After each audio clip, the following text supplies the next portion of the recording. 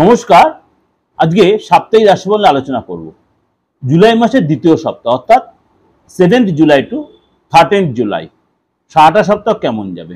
এই সপ্তাহে কিছু যোগ তৈরি হচ্ছে এবং কোনো কোনো গ্রহ তার রাশিও ট্রানজিট করছে। যেমন শনি বক্রি হবে 13 অর্থাৎ একদম সপ্তাহের শেষ দিন শনি কিন্তু বক্রি হবে এবং এই সপ্তাহে কিন্তু মানে আপনার দেবগুরু বৃহস্পতি সেও কিন্তু অস্ত থেকে উদয় হবে, দেবগুরু বৃহস্পতি। শুনে এই যে দেবগুরু বৃহস্পতি উদয় হবে এবং শনি বক্রি হবে, এছাড়াও এই সপ্তাহে কি কি যোগ তৈরি হচ্ছে একটু আলোচনা করি। এই সপ্তাহে মালব্য যোগ তৈরি হচ্ছে, গুরু আদিত্য যোগ তৈরি হচ্ছে, একাদশ যোগ শনির সাথে শুক্র একাদশ যোগ তৈরি হচ্ছে এবং অর্ধকেন্দ্র রাজযোগ তৈরি হচ্ছে এবং নবপঞ্চম রাজযোগ তৈরি হচ্ছে। এতগুলো রাজযোগ এই সপ্তাহে কিন্তু তৈরি হচ্ছে এবং শনি বক্রি হচ্ছে আর দেবগুরু বৃহস্পতি অস্ত থেকে উদয় হচ্ছে। চলুন তাহলে সারাটা সপ্তাহ আপনার রাশি কি বল। কর্কট রাশি, এই সপ্তাহ আপনার জন্য কিন্তু যে পরিশ্রম আপনি করবেন, কর্কট রাশি কিন্তু পরিশ্রমের ফল কিন্তু আপনারা পাবেন এবং আপনার কিন্তু এই সপ্তাহে নার্ভের কোনো প্রবলেম হতে পারে, মনের মধ্যে একটু টেনশন আসতে পারে, প্রেম জায়গাটা যে ডিস্টার্বটা চলছে প্রেম ব্যবসা বা সন্তানের জায়গাটা, আপনি যে সন্তান জায়গাটা আপনার যথেষ্ট ভালো হবে।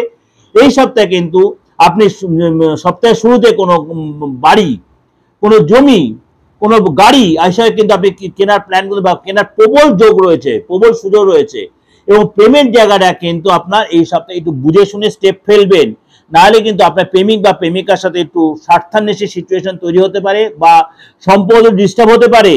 পারিবারিক জীবনে আপনার কোনো মানে ফ্যামিলির কোনো মেম্বারের দ্বারা আপনার কোনো ডিস্টার্ব হতে পারে, আপনার কোনো চাপে রাখতে হবে ফ্যামিলির কোনো মেম্বার। এই সপ্তাহে সম্পত্তি নিয়ে যে প্রবলেম চলছে সেটা মিটে যাবে এবং এই সপ্তাহে অবশ্যই কারো অ্যাডভাইস নিন, তার জন্য আপনার জন্য ভালো হবে।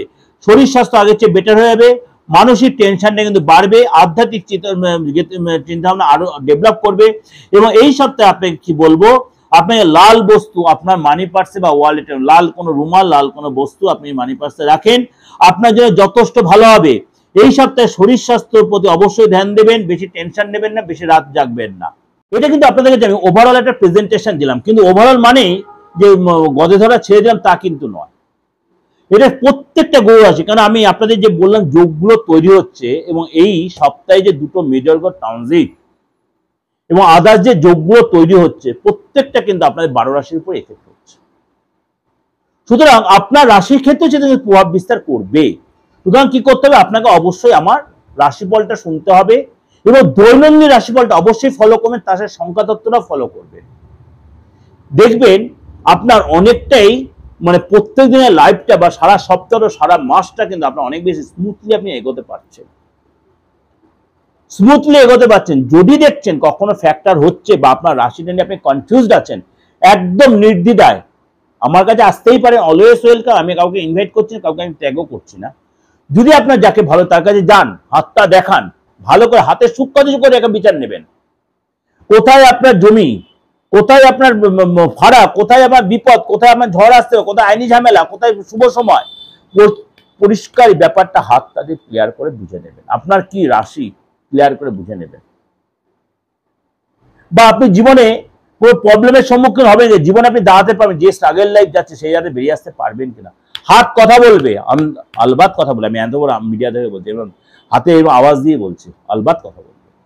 সুতরাং আপনিও সেই সুযোগটা কাজে লাগান এবং অবশ্যই তার সাথে নিজের ফেসটা রিড করান এবং তার সাথে নিজের বাস্তুটাকে দেখান। বাস্তু যদি আমাদের ঠিক না থাকে কোনো মতেই আপনি সেই জায়গাতে ডেভেলপ করবেন। যতই রেমেডি করুন, যত লক্ষ টাকা আপনি স্টোন করুন, রেমেডি করুন, তন্ত্র কিছু আপনি বাস্তু আগে রেক্টিফিকেশন করুন।